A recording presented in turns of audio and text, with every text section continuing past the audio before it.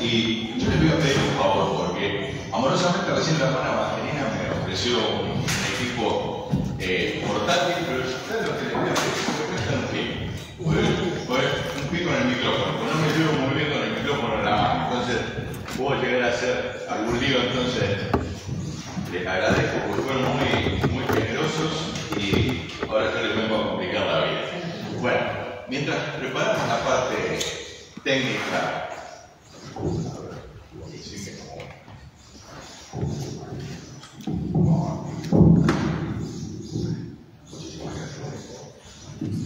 en primer lugar, disculpen todas las molestias que estoy causando antes de predicar más.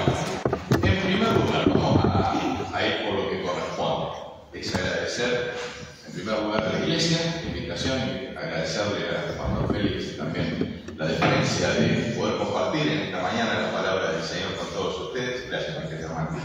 Y algo que quería contarles brevemente, en este momento nosotros nos estamos congregando, estamos asistiendo a la Iglesia Bautista de Chesortu, y hace un tiempo largo que no compartíamos con ustedes un tiempo de adoración, un tiempo de la palabra de Dios, y para, por lo menos en lo personal, pero también a mi esposa Mariel le es de suma alegría, de sumo gozo compartir con ustedes, estar acá por dos motivos.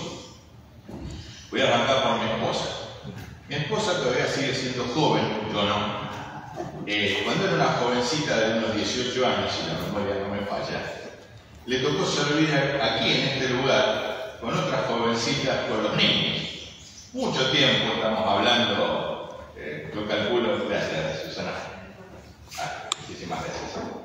Más de 30 y pico de años, no vamos a decir, porque ya ahí empiezan a sacar cuentas y hubieran a las mujeres no les gusta que se saquen cuentas sobre su edad.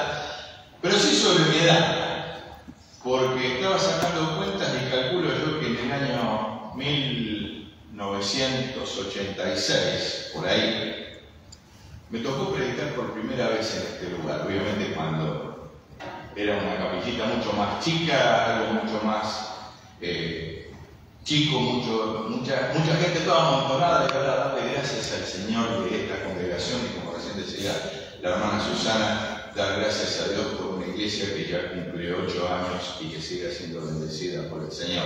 Así que es hermoso como uno empieza a mirar y uno dice, y aquí fue el primer lugar fuera de donde yo me congregaba en un lugar en la calle de Lineal 762, y el primer lugar que me invitó a predicar fuera de allí fue acá. Así que le doy gracias al Señor por poder volver a compartir con ustedes este tiempo. Yo les voy a invitar, porque vamos a leer bastante. Así que les invito a arrancar en la palabra de Dios y vamos a ir al libro de los Proverbios. ¿Y saben qué es lo que tal vez uno le quiere poner un título a la meditación, a la predicación que voy a compartirles en esta mañana? Es cultivando un estilo y modelo bíblico de pensar. Es medio largo, medio extenso, es como para poner un pasacalle. Cultivando un estilo y modelo bíblico de pensar. ¿Por qué? Porque en todos los tiempos de la historia del ser humano, el hombre se ve influido por la cultura de su tiempo. Entonces, nosotros no estamos ajenos a eso.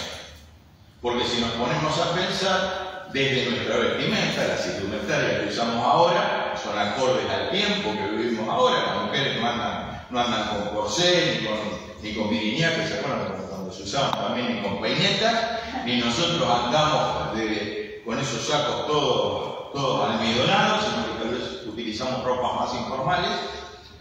Se cambia el vocabulario. se cambian las relaciones, se cambian un montón de cosas. Pero algo que no debe cambiar fundamentalmente en nuestra vida es lo que es central. Y lo que es central es lo que Dios ha revelado en su palabra para tu vida y para mi vida. Entonces yo te invito a ir al libro de los Proverbios, en el capítulo 23. Proverbios capítulo 23, versículo 7.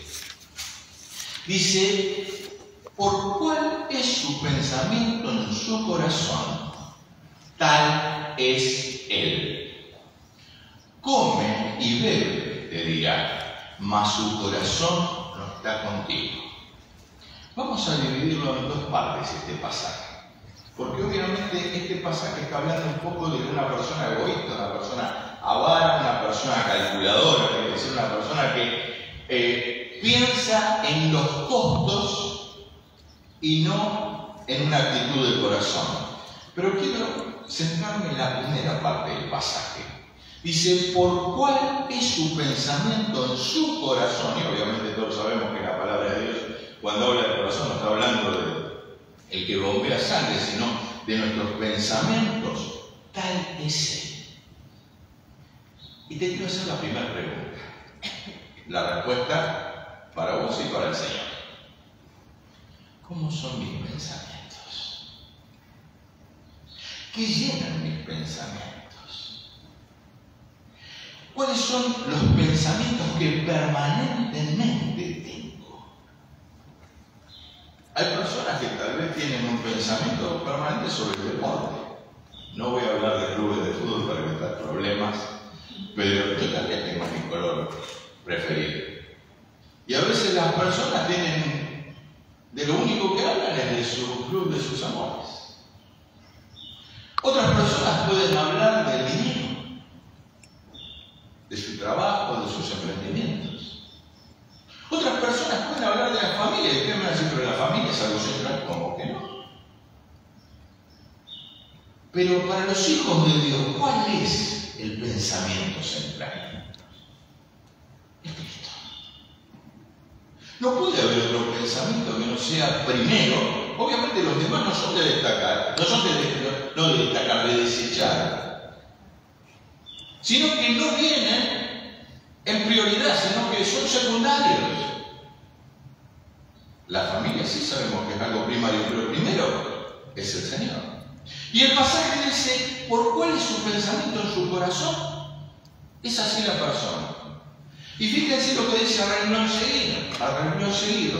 Come y bebe, te dirá. Quiere decir, te invita a comer, te lleva a tu casa, te lleva a su casa, y ¿qué te dice?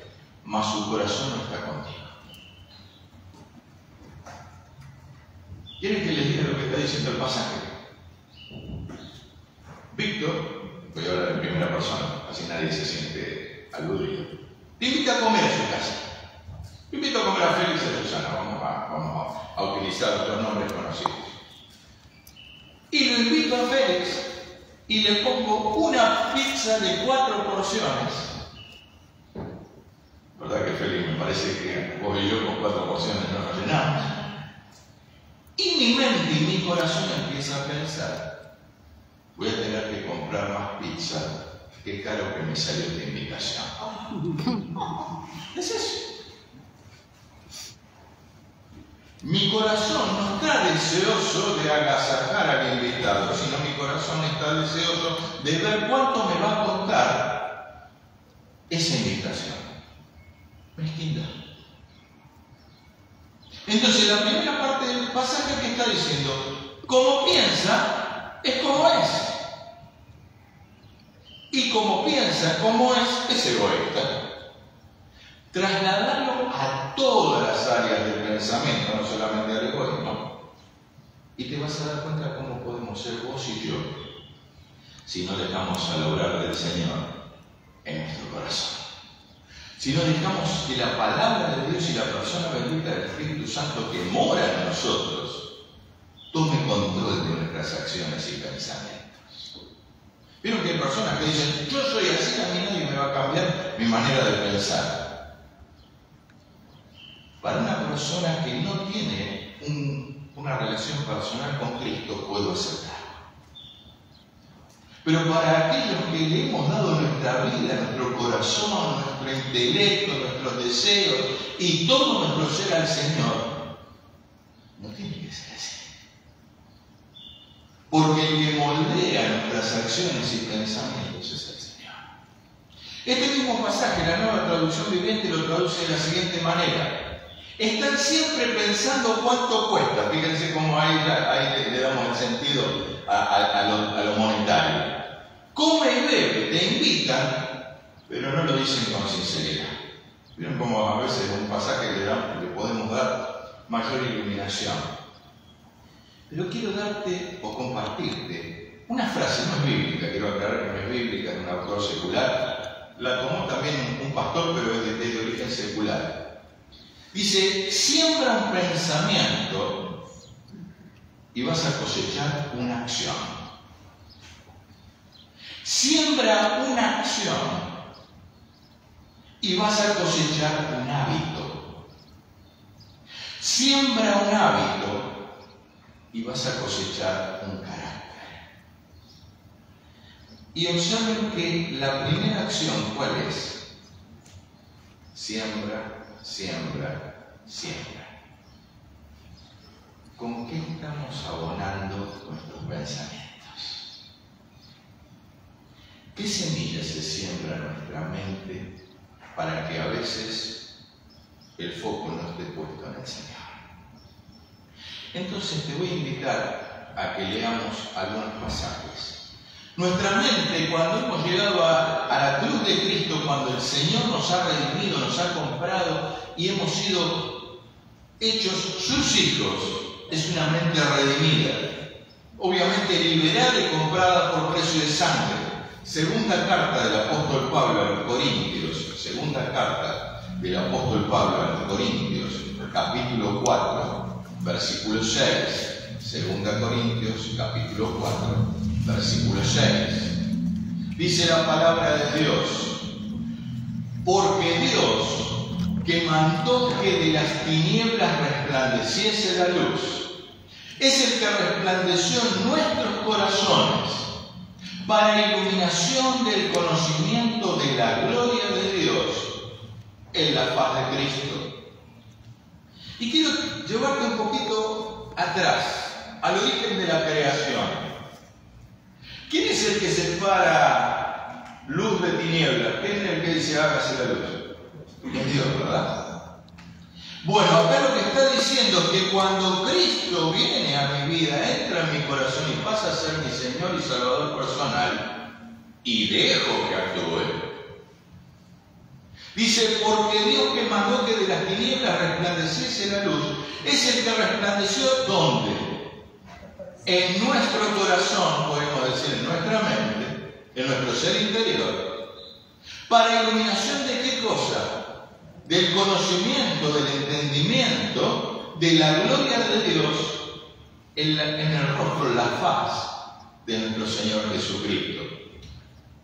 Esto, una mente redimida, una mente que se deja iluminar por el Señor. Y quiero que pensemos, más allá que podemos, son muchos o pocos, tal vez hoy el clima a veces juega una mala pasada, pero yo quiero que los que estamos acá en esta mañana pensemos: ¿cuántas veces hemos tomado decisiones, obviamente racionales, no irracionales, y de las cuales después nos hemos arrepentido por Cristo? ¿Cuántas veces hemos tomado decisiones y dijimos, no, porque esto tiene que ser así, y después decimos, ¿quién me mandó a hacer esto? En vez de ir al Señor y decir: Señor, a ver, vos sabés que no sabemos para dónde salir. Abrí vos la puerta y dame vos la puerta por donde tengo que andar. Una mente redimida es aquella que la liberó el Señor. Pero muchas veces nos hacemos cautivos del pensamiento de este tiempo. ¿Se acuerdan que yo recién les hablé de cómo la cultura nos influye? Por eso tenemos que recordar de dónde nos sacó el Señor, para no volver esa manera de actuar y de movernos y de pensar que no es como Dios así lo desea. Vamos a ir unos versículos más atrás, en el capítulo 4, versículo 4. Segunda Corintios, no nos movemos de esa página. Capítulo 4, versículo 4. En los cuales el Dios de este siglo cegó el entendimiento de los incrédulos, para que no les resplandezca la luz del Evangelio de la gloria de Cristo, el cual es la imagen de Dios. Ahora, la palabra de Dios, cuando dice el Dios de este siglo, todos sabemos a quién está haciendo referencia. El Dios de este siglo, Satanás, es el enemigo de nuestras almas. Pero cuando menciona la palabra siglo, no está hablando de un periodo de 100 años. Está hablando de este tiempo en el cual nos toca vivir.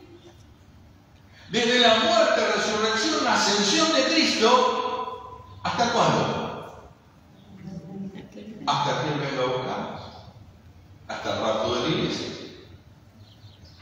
Esta ventana de tiempo que solo Dios conoce, pero que los hijos de Dios tenemos que tener expectación, quiere decir que la tenemos que esperar como si fuera ahora, ya, no, ni siquiera mañana, ahora. Porque eso nos impulsa a predicar, eso nos impulsa a servir, eso nos impulsa a que la iglesia se extienda. Creo que una hermana en su oración hablaba de la extensión de las riendas, de las tiendas de la iglesia. Nos lleva a pensar de acuerdo a la voluntad de Dios. Pero dice que el Dios de este siglo, a aquellos que no creen, por eso dice incrédulos, les cegó el entendimiento. Ahora yo quiero que vos penses en esto. Si vos y yo nos dejamos influir por la cultura de este tiempo, vamos a ir tras la corriente del Dios de este siglo. Y yo no quiero enumerarte las cosas que están pasando, porque creo que somos bastante grandes y tenemos un conocimiento racional e intelectual de las cosas que pasan. Pero yo quiero que vos mires un poquito para atrás. Por acá veo jóvenes. ¿Qué edad tenés? Chicos. 21. 21. Oh, qué hermoso. Juventud divina que soy. Dios te bendiga. Te gano por 40, ¿verdad? 40 de más, qué bueno. Pero con 21 años él está siendo bombardeado permanentemente por la corriente de este siglo. Y Ricardo, con tus 30 y pico de años, no es así, muy bien. También. Porque a veces creemos, bueno, este es el problema de los jóvenes. No. El problema de los jóvenes es el problema de los adultos. Porque cuántas veces los chicos que están queriendo desarrollar un pensamiento bíblico, tú eres en sus pensamientos y van tras el pensamiento del Dios de este siglo. Pero cuántas veces aquellos que somos maduros en el Señor, no hablo de madurez de edad, somos inmaduros espirituales y en vez de moldearlos a la luz de la palabra de Dios, los estamos moldeando a la luz del Dios de este siglo. Es fuerte, porque algunos le dicen, y a mí no me gusta mucho esta palabrita porque tiene cierta connotación política, la batalla cultural. Pero ¿saben qué? Se está librando una batalla no cultural, una batalla espiritual. Una batalla espiritual que los cristianos no podemos pelear con armas humanas. Porque el apóstol Pablo dice que aunque andamos en la carne, no militamos según la carne. Porque las armas que poseemos, léase subtitulado, son espirituales para destrucción de fortaleza, refutando todo argumento, llevando todo pensamiento cautivo a la obediencia de Cristo. No podemos enfrentar la contracultura que se vive hoy con buenas intenciones, sino con una mente y un corazón que se deja moldear por la palabra de Dios. Seguimos. Una mente renovada es una mente que está bajo la nueva creación en Cristo. Renovado no quiere decir inventar la pólvora, porque uno a veces dice renovado, inventamos la pólvora. No, piense tranquilo, que nadie está inventando la pólvora. Acá lo que estamos diciéndole es, Señor, cambiame mi manera de pensar. Que si tenía odio, tenga amor. Que si tenía rencor, tenga perdón. Que si tenía enojo, pueda tener paz. Que si tenía amargura, tú pongas ese bálsamo que me lleve a salir de la amargura, porque la palabra de Dios dice que la amargura, por ella, muchos que dicen la palabra de Dios, son contaminados. Quiere decir que la amargura es como un virus que se extiende y se va para todos lados. Un pasaje que por todos conocido, 2 Corintios capítulo 5, verso 17. Ese creo que es tipo como Juan 3:16. Lo conocemos de memoria. De modo que si uno está en Cristo, nueva criatura es. Las cosas viejas pasaron. He aquí todas, no dice algunas. Todas son hechas nuevas. Ahora, hay personas que creen que el que tiene que poner de sí soy yo. Sí, obviamente que hay que poner de sí, pero ¿querés que te diga la verdad? No hay que poner de sí. Hay que rendirse. Y hay que decir, Señor, hace vos las cosas. Porque si yo quiero cambiar yo, y puedo cambiar 1, 2, 3 cosas a lo yo. Pero si dejo que Cristo haga la obra, es lo que si uno está en Cristo, con Cristo, esa obra de nueva criatura es todos los días. Porque el proceso de santificación no es estático, es dinámico, es de todos los días. Vamos a la palabra de Dios. Efesios capítulo 4, verso 23. Creo que les dije que vamos a leer bastante, así que yo igual quédense tranquilos que por una cuestión de respeto yo voy mirando la extensión del tiempo. Efesios capítulo 4, verso 23. El apóstol Pablo insta a los hermanos que se encontraban en Éfeso y les dice, y renovaos en el espíritu, ¿de qué cosa? De vuestra mente. ¿Ustedes creen que la iglesia del primer siglo no estaba bajo ataque? Y no estoy hablando de ataque de persecución ni de muerte, que eso todos lo sabemos. Sino que ustedes no creen que la iglesia del primer siglo no estaba bajo ataque por la cultura y por la contracultura y por el paganismo y por la acción del Dios de este siglo sobre la iglesia que quería que los cristianos en Éfeso y en donde se encontrasen tuviesen un pensamiento no escritural. Por eso Pablo les insta, podríamos decir, les insiste y le dice, mis hermanos, renueven en el espíritu. Dice, y renovaos en el espíritu de vuestra mente. Acá adentro, un campo de batalla. Un campo de batalla en el cual solo Dios puede actuar. Ustedes me van a decir, seguro, ahora le hace propaganda a la señora. Mi esposa es psicóloga, para aquellos que no lo saben. Ella ayuda a las personas, primeramente como hija de Dios, pero también como profesional de la salud mental. Pero hay áreas que solo Cristo puede entrar. Yo puedo ser pastor, pero hay áreas en donde solo Cristo puede entrar.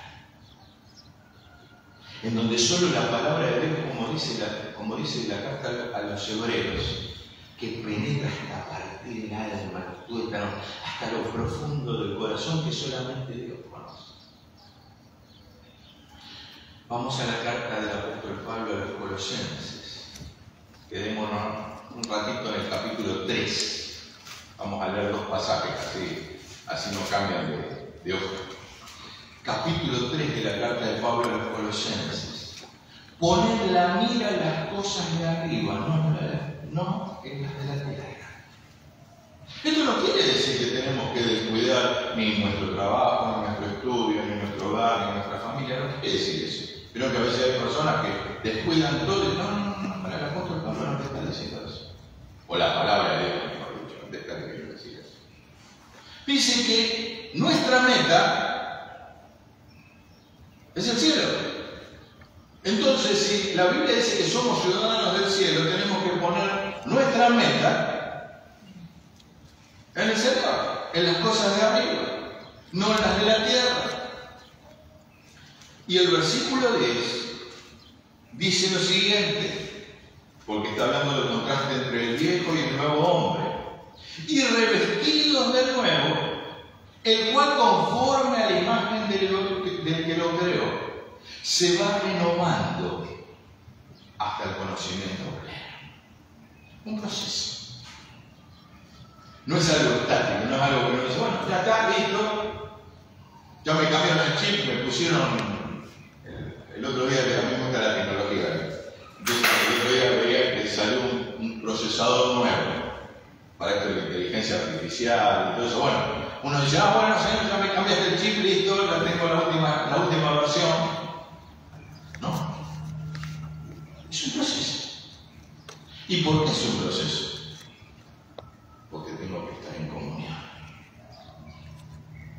Porque tengo que estar en Él y con Él. Y decir, Señor, ¿cuál es tu voluntad? ¿Cuál es tu deseo? Sin ahondar en cosas personales, pero un comentario nada más. ¿Ustedes creen que tanto a María, mi esposa, como a mí, no le decimos, Señor, ¿qué pasa? Y del otro lado, ¿saben qué escuchamos? Algún hermano me dirá, ¿saben qué escucho del otro lado? ¿Se acuerdan de los teléfonos viejos? O ahora los teléfonos de línea ya son algo del pasado. ¿Qué escuchamos del otro lado? ¿Se acuerdan cuando estaba ocupada la línea? ¿Qué se sentía? Los chicos no tienen ni idea porque usan celulares. Uno dice, pero que el Señor está ocupado. No. Está trabajando. El que tiene que aprender a oír la voz de Dios soy yo, no es. A veces creo que Dios está tan ocupado que no tiene tiempo para oír mi reclamo. Entonces empiezo a hacer las cosas bajo mi pensamiento, a accionar bajo mis preceptos, a adelantar tiempos que Dios no quiere adelantar porque Él tiene sus tiempos. Y es allí cuando después fracasamos. El secreto, ¿saben cuál es? Es decir, Señor, a mí la paciencia es suficiente para esperar tus tiempos. Mis amados, yo no sé cuál es tu situación personal, porque soy de carne y hueso igual que vos. Solo el que puede escudriñar tu corazón es el Señor. Pero que ahí en lo profundo, en donde hay dudas, en donde hay temores, en donde hay tal vez incertidumbres, empieza a pedirle al Señor que ponga certidumbres, que ponga seguridad. Y que también te dé la paciencia, porque es necesaria, dice la Biblia, para esperar los tiempos de Dios. Una mente iluminada. ¿Se acuerdan que habíamos hablado al principio de la iluminación por el Evangelio? Una mente iluminada únicamente es por la luz de Cristo.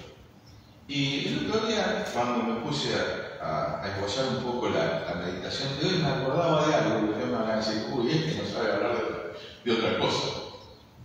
Me acordaba que la última vez que estuve aquí mencioné esto. En la historia hay una época de la historia que se llama la Edad de las Luces. Y no quiere decir que cuando se inventó la lamparina, te va a aclarar, no tiene nada que ver con Thomas Edison, que es el que inventó la lámpara incandescente. La Edad de las Luces es final del siglo XVII, del siglo XVIII, perdón, por allá por el 1700 y pico, en donde los hombres dijeron, se acabó la fe, se acabó todo lo que tiene que ver con lo sobrenatural, porque para nosotros todo eso es fetichismo, todo eso es superstición, todo eso, y ahora el hombre va a hacer todo a través de la razón. Por eso se llama la Edad de las Luces o el iluminismo. Está bueno que la gente empiece a usar la cabeza. ¿Saben cuál es el problema? Cuando la cabeza de la cabeza no es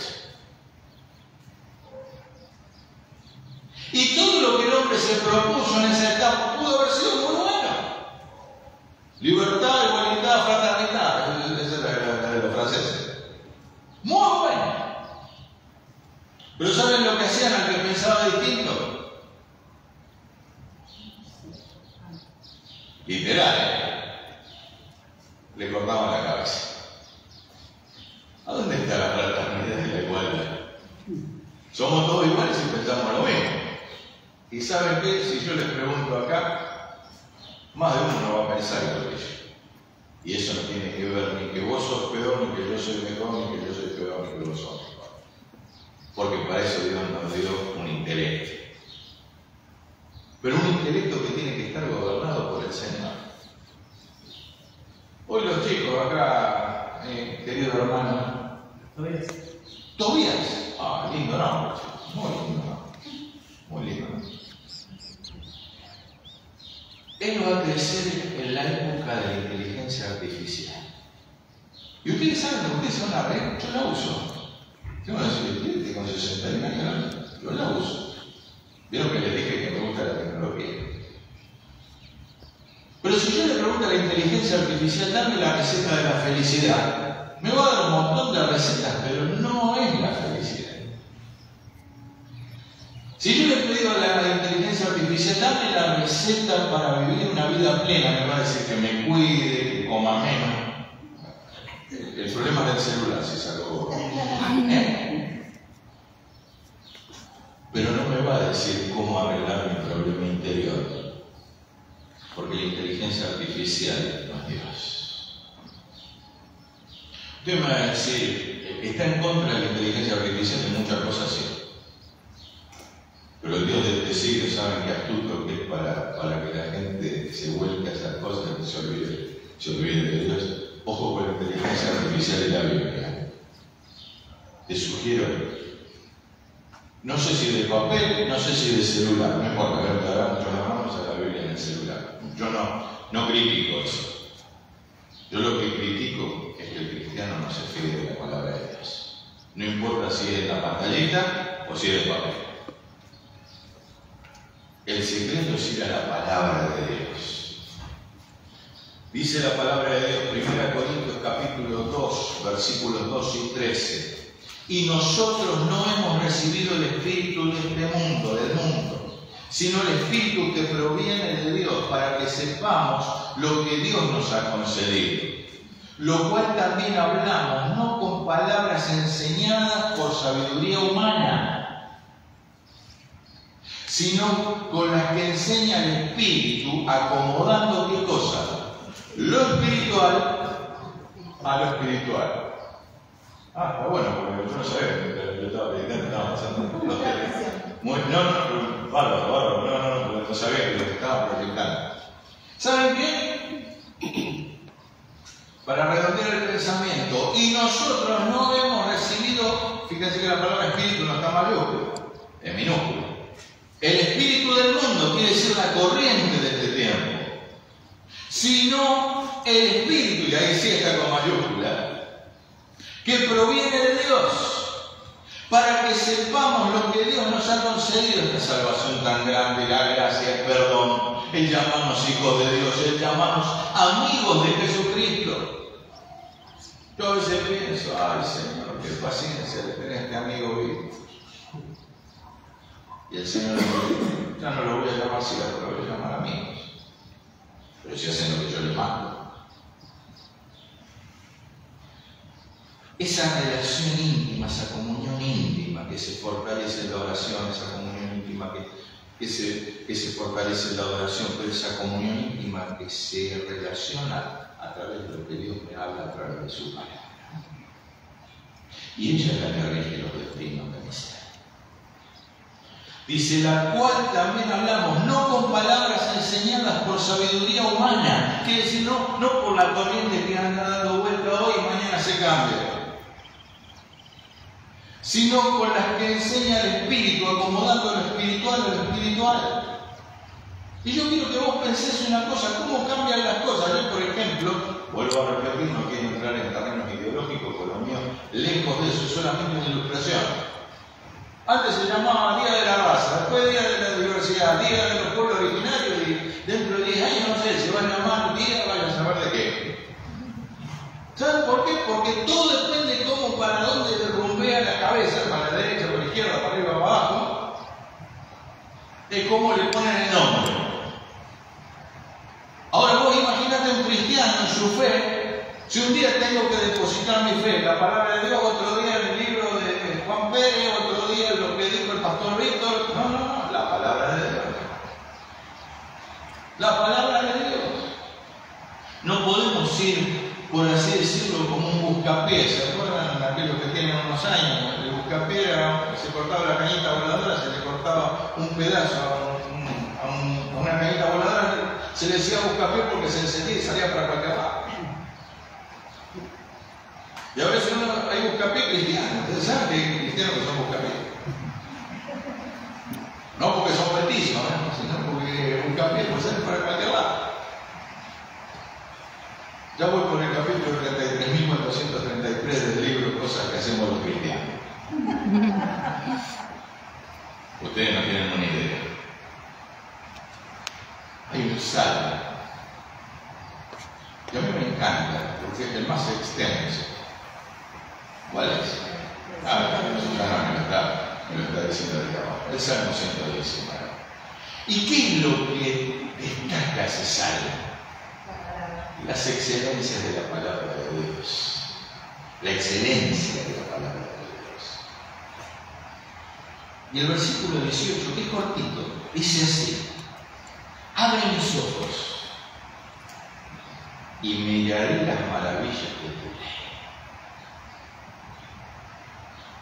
¿Qué decía el salmista? Sacame, la palabra me da fea, sacame la lagaña, que pueda mirar con atención lo que dice tu palabra. Ustedes saben que esto es fundamental y es central en este tiempo. Porque aunque no nos demos cuenta, estamos en medio de una lucha espiritual. Y esa lucha espiritual no se puede batallar ni con intelecto, ni con buenos predicadores. Usted me dice, ¿cómo? ¿Qué está diciendo, pastor? No. Porque todo lo que se tiene que refutar con autoridad espiritual, y la autoridad espiritual viene de la palabra de Dios. Y yo no puedo ser predicador de la palabra de Dios si no me centro en lo que Dios dice. Puedo tener excelente dialéctica, puedo tener excelente dicción, puedo tener excelente manera de presentar el Evangelio, pero tener un mensaje hueco que lo único que haga es alentar tu ego y no que la palabra de Dios penetre hasta ahí adentro y abra y diga, acá tengo que traer luz. Yo he tomado cursos de oratoria. Ahí no te enseñan a orar, quiero aclarar, porque no me dicen, díganme pastor, porque tengo ganas de aprender a orar. No. Para hablar bien, para hablar un poquito mejor. Pero ¿saben qué? De nada sirve que yo pueda tener toda esa oratoria, ese poder de convencimiento a través de la palabra, pero de mi palabra, no de la palabra, de la palabra de Dios. Por eso el salmista le dice, abre mis ojos y miraré las maravillas de tu ley. Efesios capítulo 1, versos 18 y 19. Alumbrando los ojos de vuestro entendimiento. Quiere decir, esto es una oración del apóstol Pablo, es un ruego al Señor. Si ustedes leen los versículos anteriores, por eso hay que leer todo el corrido de la carta, van a ver que el apóstol dice, por esto doblo mis rodillas. ¿Por qué? Porque estaba orando, era el clamor del apóstol Pablo por esa congregación. Y le dice, alumbrando los ojos de vuestro entendimiento. ¿Para qué? Para que sepáis cuál es la esperanza que Él, nuestro Señor Jesucristo, os ha llamado y cuál es la riqueza de la gloria de su herencia en los santos. ¿Y cuál es la supereminente grandeza de su poder para con nosotros, los que creemos según la operación del poder de su fuerza? La oración del apóstol Pablo era, Señor, trae luz a mis hermanos. Y con el mayor de los respetos y sin faltar el respeto al pastor de la congregación, por el cual tengo mucho respeto, Mi pedido al Señor es que Dios alumbre el entendimiento de cada uno de ustedes. Que Dios alumbre el entendimiento del pastor Félix para guiar a la congregación. No estoy diciendo que no lo está haciendo, lo que estoy diciendo es un ruego. Porque tengo un ruego permanente. Señor, dale sabiduría, Señor, acompañarlo, Señor, ayudarlo, que Susana pueda fortalecerlo, que se puedan fortalecer como esposo, que se puedan fortalecer como ministerio, que en los momentos de debilidad puedan estar firmes. ¿Ustedes no creen que los pastores tenemos momentos de debilidad? ¿Ustedes creen que porque yo peso 55 kilos no tengo momentos de debilidad? No sé que va a tener debilidad física, lo vuelvo a ver. Todos tenemos momentos de debilidad. Y es ahí a donde, si hay una iglesia que ora, si hay una iglesia que se fortalece en la palabra de Dios, van a ver cómo el pastor, a pesar de las debilidades, es fortalecido por el Señor. Te invito a que lo hagas. Aclaro que no lo hablamos con fe ni nada, es algo que sale de mi corazón para la vida del pastor y para la vida de la iglesia, para que la iglesia sea bendecida. Ya estamos terminando. ¿Saben qué? La palabra de Dios en el último libro de la Biblia. ¿Vieron que hay? ¿Ustedes saben que hay Biblias que tienen cadenas y candados? ¿Ustedes saben? Sí, hay Biblias que tienen cadenas y candados. Porque el libro de Apocalipsis no lo agarran ni con una pincita de cuidado la ceja. Porque lo primero que dice Apocalipsis, tragedia, terremoto, guerra. Apocalipsis es revelación. No es desgracia, es gracia. Y podríamos parafrasear a otro pasaje de la Biblia, gracia sobre gracia. ¿Por qué? Porque muestra que el plan de Dios se cumple y se va a cumplir inexorablemente a pesar de lo que quiere hacer el hombre. Pero hay una promesa en el libro de Apocalipsis que muchas veces se pasa de largo. Verso 3. Apocalipsis capítulo 1, verso 3. Por eso, como dice el apóstol Pablo a los Corintios, ¿quién conoció la mente del Señor o quién le instruirá? Mas vosotros tenemos la mente de Cristo. En el versículo 3 dice, bienaventurado, dichoso. ¿Quién? A ver, ¿se animan a leerlo conmigo? Bienaventurado el que lee y los que oyen las palabras de esta profecía y guardan las cosas en ella escritas. ¿Por qué? Fuerte. ¿Se animan a leer la última parte? Porque el tiempo está cerca. ¿Se equivocó el Espíritu Santo? Si tiene 2000 años esta escritura. No, es la expectación de decir, el Señor viene y viene y viene. ¿Cuánto no es problema nuestro? Es un tema de la cronología de Dios, de la eternidad. Él es atemporal, nosotros estamos dentro del tiempo. Él es atemporal, Él es el que ama. Pero la palabra dice, bienaventurado el que lee, bienaventurado el que oye, pero también bienaventurado ¿quién? El que abre su corazón, el que abre la cabecita. Iba a decir croqueta, perdón. El que abre la cabeza y deja que todo eso llene su corazón. 3 acciones: leer, oír. Puedo leer, pero ¿saben qué? Como pasa ahora con la lluvia, si no le ponemos membrana o algún impermeabilizante, en un rato tenemos agua por adentro. Quiere decir leí, pero la palabra de Dios no es permeable en mi corazón. Puedo leer la palabra de Dios, pero no la oigo. ¿Se acuerdan? Vieron como el dibujito de los 3 monitos, ¿verdad?